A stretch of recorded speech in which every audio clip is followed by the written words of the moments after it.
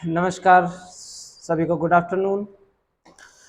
अपने मिस्र की सभ्यता के बारे में पढ़ने के बाद में आज जो अपने नई सभ्यता की शुरुआत करेंगे, मेसोपोटामिया की सभ्यता। और मेसोपोटामिया के संदर्भ में जब हम अध्ययन कर ही रहे हैं तो इसमें राजनीति विज्ञान के क्षेत्र में मेसोपोटामिया की क्या देन है, भूगोल के क्षेत्र में मेसोपोटामिया की क्या देन है, कौन कौन सी नदियां हैं, जैसे टिग्रस और यूक्रेटस नदी की भी बात करेंगे मेसोपोटामिया सभ्यता के अंतर्गत, या सिविलाइजेशन ऑफ मेसोपोटामिया की बात आज अपने कर रहे हैं। तो ये जो नदी है दजला एवं फरात नदी जिसको कहते हैं, या ये आप लोग देख पा रहे होंगे कि इसमें एक जो नदी है उस नदी का नाम है दजला और दूसरी नदी का नाम है फरात नदी। जैसे आप देख पा रहे हो, इनका जो उद्गम होता है वो होता है जॉर्डन से। जॉर्डन जो पश्चिमी एशिया का देश है, जॉर्डन तो पश्चिमी एशिया का एक देश है बच्चों जिसका नाम है जॉर्डन। आराम से सुनना कि जॉर्डन की जब हम बात करते हैं तो जॉर्डन की कैपिटल भी हम लोग पढ़ लेते हैं। कौन सी है बेटा? इसकी अम्मान इसकी कैपिटल है। जॉर्डन की जो राजधानी है वो अम्मान है। अम्मान की बात करें कि जॉर्डन को 7 पहाड़ियों का देश कहते हैं। बाकी हम लोग पढ़ते लेते हैं कि 7 पहाड़ियों का नगर जो है वो रोम को कहते हैं, अपने पहाड़ों की नगरी डूंगरपुर को कहा जाता है, और माउंटेन सिटी जो है वो उदयपुर को कहते हैं। तो इस प्रकार से जो प्रश्न बनते हैं, तो 7 पहाड़ियों का देश जो है वो जॉर्डन को कहा जाता है, और जॉर्डन की जो राजधानी है वो अम्मान है बेटा। जॉर्डन की और क्या क्या विशेषता हो सकती है वो भी अपने पढ़ लेते हैं। विश्व का सर्वाधिक लवणता वाला जो सागर है, मृत सागर, उसका संबंध भी जॉर्डन से है। और एक और अपने को याद रखनी है, सहारा पन बिजली, ये भी आप लोगों को याद रखनी है कि सहारा पन परियोजना जो है उसका संबंध किस देश से है। यहाँ पर ये विद्युत उत्पादन करके और मरुस्थलीय क्षेत्र में कृषि को बढ़ावा दे रहे हैं, तो उस प्रकार से एक योजना चलाई गई है, सहारापन बिजली परियोजना जो यहाँ पर चलाई गई है। तो जॉर्डन को 7 पहाड़ियों का देश भी कहा जाता है, राजधानी अम्मान है, मृत सागर सर्वाधिक लवणता वाला है, सहारापन बिजली परियोजना। यहां से जिस नदी का उद्गम होता है वो एक नदी है दजला, जिसको टिग्रिस के नाम से भी जाना जाता है। ये भी आप लोगों को मैं बता देता हूं, टिग्रिस रिवर के नाम से भी जाना जाता है। दूसरी जो एक नदी है उस नदी का नाम है फरात नदी। ठीक है, इसको यूफ्रेटस के नाम से जाना जाता है। यूफ्रेटस के नाम से इसे जाना जाता है। दजला और फरात नदी की हम बात करते हैं, तो ये दजला और फरात नदी के बीच का जो क्षेत्र है, ये वाला दजला और फरात नदी के जो बीच का क्षेत्र है, और दो नदियों के बीच के क्षेत्र को अपने दोआब कहते हैं। इंग्लिश में भी इसे दोआब ही कहा जाता है। जो दो नदियों के बीच का जो क्षेत्र होता है उसे हम दोआब कहते हैं। जैसे कि 3 नदियों के बीच का क्षेत्र त्रियाब है, जैसे पराग, पराना, पराग्वे, उरुग्वे, जो तीनों दक्षिण अमेरिका में नदियां हैं, उन तीनों के बीच के क्षेत्र को त्रियाब कह देते हैं। अपने रावी, व्यास, झेलम, सतलज जो ये नदियां हैं, चिनाब, इन 5 नदियों के बीच के क्षेत्र को पंजाब कहते हैं। तो 2 नदियों के बीच के क्षेत्र को दोआब कहा जाता है। इस दोआब शब्द को यूनानी भाषा में, इस दोआब शब्द को जो है यूनानी भाषा में मेसोपोटामिया कहा जाता है।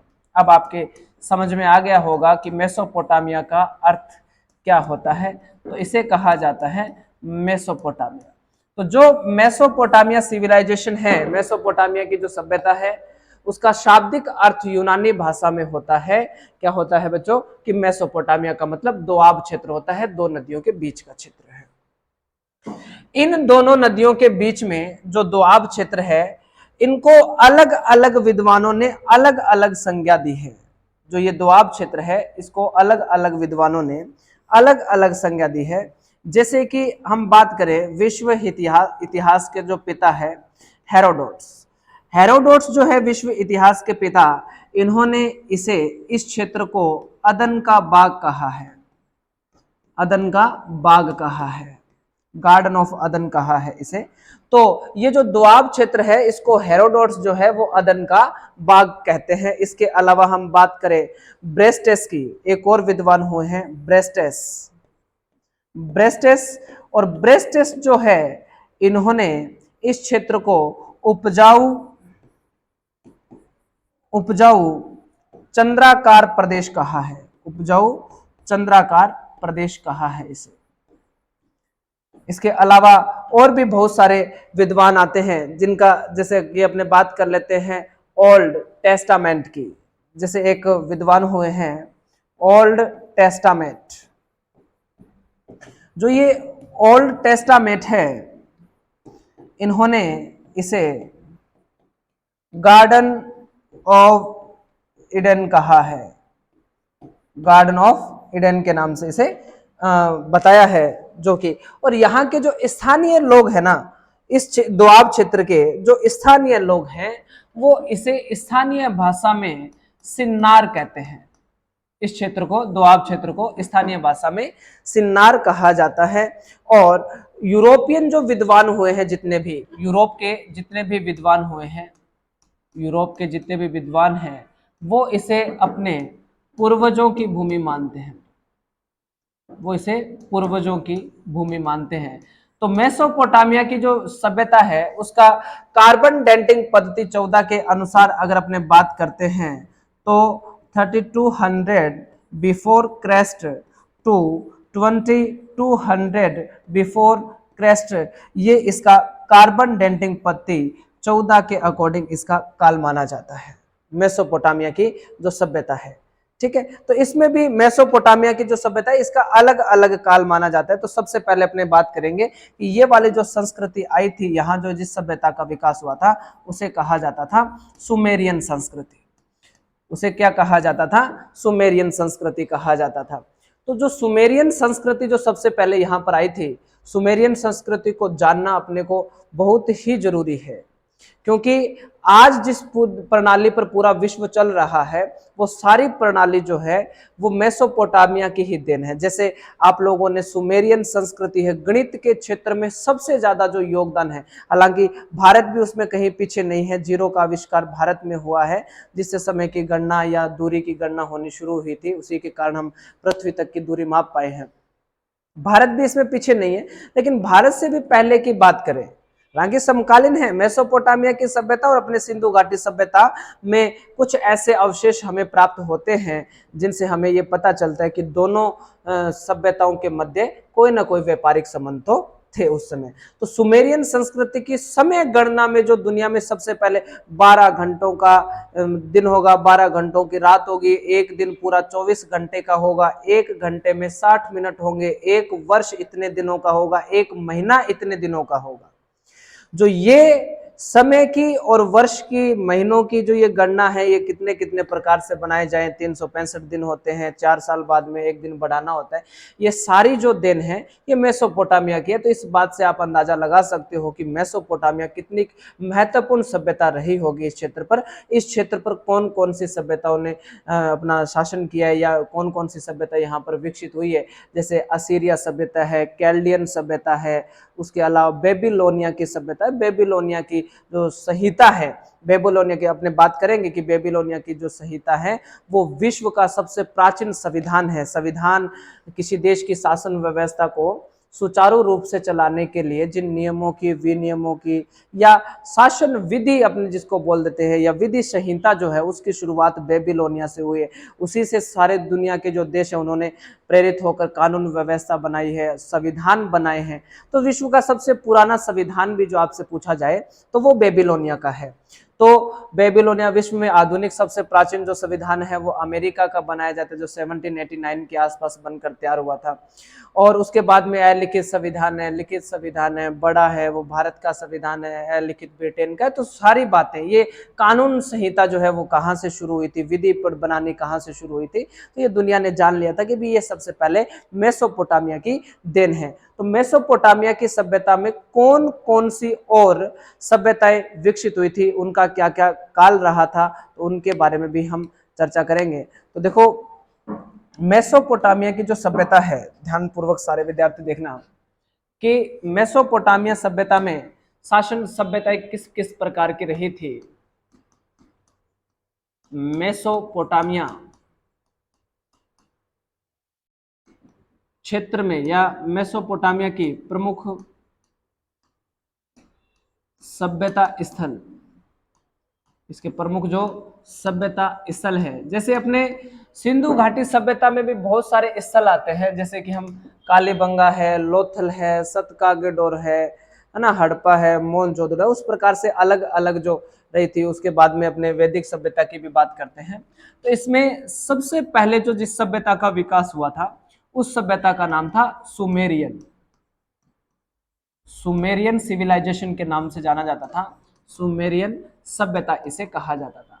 सुमेरियन सभ्यता का हम लोगों ने काल पढ़ा ही है, कार्बन डेटिंग पद्धति 14 के अनुसार कि ये 3200 ईसा पूर्व से 2200 ईसा पूर्व तक का जो काल था वो सुमेरियन संस्कृति का था। और विश्व में सबसे पहले दिशाओं की गणना सुमेरियन संस्कृति की देन है। उत्तर, दक्षिण, पश्चिम, पूर्व जो है ये सुमेरियन संस्कृति की ही देन है। जैसे यहाँ पर अपने को एक, आपने सुमेरियन संस्कृति जब पढ़ेंगे डिटेल से तो अपने बात करेंगे एक नोमैन की। आई थिंक सुमेरियन संस्कृति के बारे में आप जानते हो, तो मेरे ख्याल से नोमैन तो आप लोग जानते होंगे। नोमैन का अर्थ होता है बेटा, जैसे कि अपने आजकल मध्यकालीन जितने शहर हुए हैं उनमें अपने एक बड़ी सी इमारत होती थी इस प्रकार की। जो ये मध्यकालीन जितने भी आप लोग शहर देखते हो उसमें देखना कि एक इस प्रकार की जिसकी बिल्डिंग होगी, जिसकी ऊंचाई ज्यादा होगी और चौड़ाई इसकी कम होगी, और यहाँ पर एक घड़ी लगी होती थी जिसको अपने घंटा घर बोलते थे। तो वो जो मध्य काल में जिसका नाम घंटा घर हो गया था ना, वो उसी को जो सुमेरियन संस्कृति उसमें नोमैन कहा जाता था। तो ये नोमैन जो होता था ना, ये इसको नोमैन को 6 पार्टों में वो डिवाइड करते थे। जैसे इस प्रकार से कोई बिल्डिंग थी, सारे विद्यार्थी इसको ध्यान पूर्वक से समझ लीजिए ताकि इसकी पृष्ठभूमि अच्छे से तैयार हो जाए, आप लोगों की रुचि बनी रहे। तो जहां से जिस क्षेत्र में सूर्योदय होता था तो ये वाली या होता है, तो ये पूर्व वाला दिशा मान ली इन्होंने, और ये पश्चिम दिशा मानी थी। इसके इन्होंने 6 भाग बनाए थे, जैसे कि 1 बना दिया, 2 हो गया, 3, 4, 5 और 6, इस प्रकार से इसके 6 पार्ट होते थे। तो अब देखो सबसे पहले दिन और रात या समय की गणना ये किस प्रकार से करते थे मेसोपोटामिया के लोग, कि जैसे सूर्योदय पूरब में हुआ, तो जब सूर्योदय पूरब में होगा और यहाँ होगा तो इस नोमेन की जो परछाई होगी वो पूरी होगी, मतलब यहाँ ये वाला जो क्षेत्र रहेगा यहाँ पर इसकी पूरी परछाई होगी।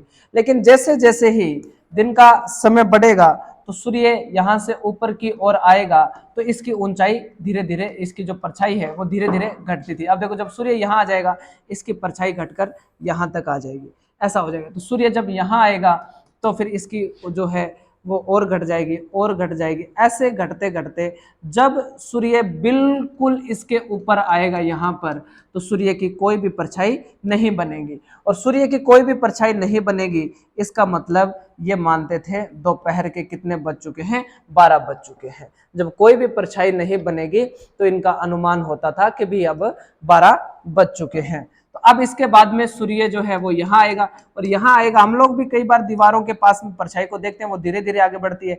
तो यहाँ से देखो फिर ये इसकी परछाई यहाँ तक बढ़ जाएगी, ठीक है बेटा। फिर यहाँ से जब सूर्य और आगे आएगा तो ये परछाई बढ़ती जाएगी, उधर से सूर्यास्त होता जाएगा और अंत में सूर्यास्त हो जाएगा, मतलब यहाँ आते तो ये जो परछाई है ये पूरी हो जाएगी, समझ गए। अब इसका मतलब देखो क्या हुआ कि जैसे ये 12 बजे हैं, 12 बजे कोई भी परछाई नहीं है और यहाँ पर जब पूरी परछाई थी इसका मतलब यहाँ पर सुबह के 6 बजे थे, 7 बजे थे, 8 बजे थे, 9 बजे थे, 10 बजे, 11 बजे और दोपहर के 12 बज चुके थे। इसके बाद में 12 के बाद में 1, 2, 3, 4, 5 और 6 बजे सूर्यास्त होता था। इसी के आधार पर जो भूगोल के जनक हैं जिनको अपने इरेटोस्थनीज के नाम से जानते हैं, यूनानी विद्वान थे इरेटोस्थनीज ने जब पृथ्वी की परिधि के बारे में बताया था, अपनी जो इनकी पुस्तक थी ज्योग्राफिया या ज्योग्राफी का इनकी जो पुस्तक है इरेटोस्थनीज की, जिनको भूगोल का जनक कहते हैं, उन्होंने जो उस बुक के अंदर पृथ्वी की परिधि के बारे में बताया था तो वो नोमेन को ही आधार बनाकर बताया था। जो ये सुमेरियन जो लोग थे मेसोपोटामिया के अंदर, सुमेरियन लोग सूर्य की पूजा करते थे सुमेरियन संस्कृति में। और यहाँ के एक उर क्षेत्र है सुमेरिया, या इस सभ्यता में मैं आपको पढ़ाऊंगा कि इसके उर क्षेत्र का जो तृतीय वंश का जो शासक हुआ था उर एरेन जिसका नाम था, तो उर एरेन ने सबसे पहले ये मेसोपोटामिया में जो है यहाँ पर मंदिरों को बचाने का जो प्रयास किया था मेसोपोटामिया, ईरान और इराक वाले क्षेत्र में, वो उर क्षेत्र ही था। यहाँ से मंदिरों को जो है बचाने का जो प्रयास था। जैसे कि हम भारत के इतिहास में देखें, जो चंद्रगुप्त का जो रोल है, या मिस्र की सभ्यता में हमने पढ़ा था मैसिन नाम का एक शासक हुआ था, उस मैसिन का जो रोल मिस्र की सभ्यता में था, भारत में चंद्रगुप्त का था। और बात करें कि मेसोपोटामिया के जो ये उर क्षेत्र का शासक था, तो इन्होंने मंदिरों को बचाने का प्रयास भी किया था। कुछ इनकी धार्मिक परंपराओं के बारे में भी पढ़ेंगे। तो सुमेरियन संस्कृति के लोग जो थे ना, वो सूर्य की पूजा करते थे, और सूर्य की पूजा करते थे वर्ष में जब एक दिन। यहाँ पर एक सिनाई है, सिनाई का मतलब होता है बेटा तालाब, तो ये कोई तालाब है। जब वर्ष में एक दिन सूर्य की स्थिति बिल्कुल इस सिनाई के लंबवत चमकती थी, जब सूर्य की सीधी किरणें इस सिनाई में गिरती थी, तो सुमेरियन लोगों का यह मानना था कि आज सूर्य भगवान जो है वो हमें दर्शन देंगे। जैसे मिस्र की सभ्यता में हम लोगों ने पढ़ा था कि वहां पर सबसे ज्यादा जो मान्यता थी वो इंद्र देवता की थी। इंद्र मतलब वर्षा का जो देवता होता है। यहाँ सूर्य देवता की अधिक पूजा होती थी। और आप लोग देखते ही हो कि यहूदी इजराइल जो है, पश्चिमी एशिया का यहूदी देश है, राष्ट्रीयता का, देशभक्ति का सबसे बड़ा उदाहरण है इस दुनिया में इजराइल जो है, जो 2000 वर्षों तक, जिस देश के पास अपनी भूमि नहीं रही थी, उसने 2000 वर्षों तक संघर्ष करके और अपना देश पुनः प्राप्त किया है। तो इजराइल दुनिया में देशभक्ति का बहुत अच्छा उदाहरण। तो वो एकमात्र यहूदी देश है, और जेरूसलम जो है वो कई धर्मों की पवित्र नगरी भी माना जाता है जेरूसलम को। तो वहां पर भी सूर्य की पूजा होती थी। तो ये इजराइल, मेसोपोटामिया और जॉर्डन वाला जो ये क्षेत्र है, तो इस क्षेत्र में सूर्य की पूजा अधिक होती थी। तो जिस दिन सूर्य की किरणें जो है इस सिनाई में लंबवत चमकती थी ना, तो सारे सुमेरियन जो लोग हैं वो यहाँ पर इकट्ठे होते थे कि आज सूर्य भगवान जो है वो अपने को दर्शन देंगे। तो यहाँ पर एक शहर आता है अलेक्जेंड्रिया। अलेक्जेंड्रिया शहर का जो निवासी था इरेटोस्नीज, ये यहाँ से ये भी सूर्य भगवान के दर्शन करने के लिए इस सिनाई या यहाँ पर जो सुमेरियन लोग इकट्ठे होते थे, ये सब आए हुए थे। तब इसने सूर्य की किरणों के समकोण पर एक कोण बनाया था इरेटोस्नीज ने सबसे पहले। और ये कोण जो बना था ना, ये कोण बना था बेटा 7 डिग्री और 12 मिनट का ये कोण बना था। और जब ये इरेटोस्नीज अपने शहर, अपने गांव से इस सिनाई की लंबवत किरणों की जो दूरी मानता है, वो मानता है 5000 सिनेडिया। 5000 सिनेडिया जो है वो इसकी दूरी मानता है। तो इसका मतलब यही हुआ कि 5000 सिनेडिया इक्वल टू होती है किसके? 7 डिग्री 12 मिनट के। यहां तक समझे? तो फिर इसने क्या माना कि इसने पूरी पृथ्वी की परिधि निकालने के लिए यहां से 5000 बराबर होता है 7 डिग्री 12 मिनट। फिर इसने 7 डिग्री और 7 डिग्री और 7 डिग्री और ऐसे बनाते बनाते और टोटल जो है वो इसने एक परिधि बना दी थी। और इसने उस समय बताया था कि पृथ्वी की जो परिधि है वो 25,000 सिनेडिया है। उस समय बताया था। और अभी आप लोगों को पता ही होगा, जब हमें एग्जिट आंकड़ा मिला है पृथ्वी की परिधि का, तो 24,800 के पास आसपास है। तो लगभग उसी समय की बात है। उसने लगभग सही बताया था इरेटोस्नीज ने। लेकिन जो यूनानी विद्वान पेलोडोनियस आया था, या पेलिडोनियस जिसको कहा जाता है, वो उसने इस मान्यता को नकार दिया था कि भी इरेटोस्नीज का ये जो सिद्धांत है, ये परिधि की जो दूरी है, ये गलत है। पेलोडोनियस कहता है कि इसकी, अच्छा सिनेडिया जी, सिनेडिया एक दूरी मापने की इकाई है। जो ये दूरी मापने का काम थेल्स नामक एक भूगोलवेता था, जिसको हम पढ़ते हैं थेल्स ने विश्व में दूरी मापने की जो सबसे पहले इकाई थी ना, पहचान थी। जैसे कि आज हम किलोमीटर बोलते हैं, मीटर बोल देते हैं, है ना। तो वो जो दूरी मापने की आज इकाई है, तो दुनिया की सबसे पहले जो दूरी मापने की इकाई है वो है बेटा सिनेडिया। ठीक है बेटा, उसको क्या कहते हैं? सिनेडिया कहा जाता है। तो आपको याद रखना कि दूरी मापने की जो सबसे पहले इकाई थी वो सिनेडिया थी। और पृथ्वी पर या विश्व में सबसे पहले दूरी मापने का जो काम किया है वो थेल्स नामक भूगोलवेता के द्वारा किया गया था। तो जो मैं बात बता रहा था आपको पेलिडोनियस की, पेलिडोनियस जो है, सॉरी पेलिडोनियस,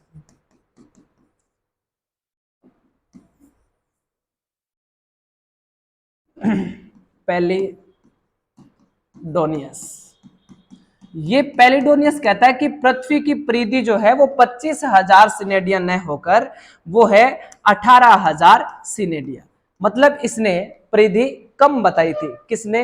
पैलिडोनियस ने। और लोगों ने गलत बात को बहुत ज्यादा समर्थन दिया था, जैसे कि विश्व का सबसे पहले मानचित्र बनाने वाला व्यक्ति एनेक्सिमेंडर, इस एनेक्सिमेंडर ने इस पैलिडोनियस की बात मानकर और 18,000 सिनेडिया परिधि वाली पृथ्वी पर इन्होंने सबसे पहले विश्व का मानचित्र बनाया। तो इवन गलत ही बनना था। उस गलत चित्र को जो एनेक्सिमेंडर ने बनाया था, टोलमी चुरा लेता है। इसीलिए टोलमी जो इतिहासकार है उसको साहित्य चोर के नाम से जाना जाता है। तो टोलमी चुरा लेता है और वो उसी गलत मैप को लेकर गाल प्रदेश, यूरोप का मैं आपको इतिहास में पढ़ाऊंगा, एक गाल प्रदेश था, वहां के जो राजा थे उस राजा से कोलंबस ने अपने आर्थिक सहायता और नाव खाद्यान्न मांगकर और गलत मैप लेकर कोलंबस चला था। तब इसीलिए तो कोलंबस कभी भारत नहीं ढूंढ पाया था और इवन गाल के राजा ने कोलंबस को फांसी भी दे दी थी इस उपलक्ष्य में। फिर अमेरिगो वेस्पुकी वहां से आता है, तो वो एक थोड़ी अलग बात है।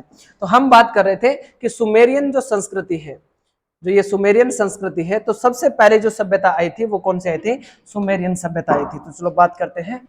सबसे पहले सभ्यता जो थी वो थी सुमेरियन सभ्यता। और सुमेरियन जो सभ्यता है इसका जो काल माना जाता है वो माना जाता है 3200 ईसा पूर्व से 2200 ईसा पूर्व तक का जो काल है वो इस सुमेरियन संस्कृति का है। और दूसरा जो इसके बाद में यहाँ पर सभ्यता पनपी थी वो थी बेबीलोनिया की सभ्यता। दूसरी जो यहाँ पर सभ्यता पनपी थी उसको अपने कहते हैं सिविलाइजेशन ऑफ बेबीलोनिया। इसका जो समय कार्बन डेटिंग पद्धति के अंतर्गत आता है, तो 2200 ईसा पूर्व से इसका जो आता है काल वो 1100 ईसा पूर्व तक आता है। और इसके बाद में अगली जो सभ्यता का यहाँ पर विकास हुआ था उसका नाम था असीरिया। असीरिया सभ्यता। असीरिया सभ्यता का जो काल आता है वो आता है 1100 ईसा पूर्व से लेकर और 612 ईसा पूर्व तक का जो काल है वो असीरिया सभ्यता का आता है। और इसके बाद में आता है कैल्डियन सभ्यता। कैल्डियन सभ्यता। और ये जो कैल्डियन सभ्यता है इसका जो काल आता है वो 612 ईसा पूर्व से लेकर ये आता है 529 ईसा पूर्व।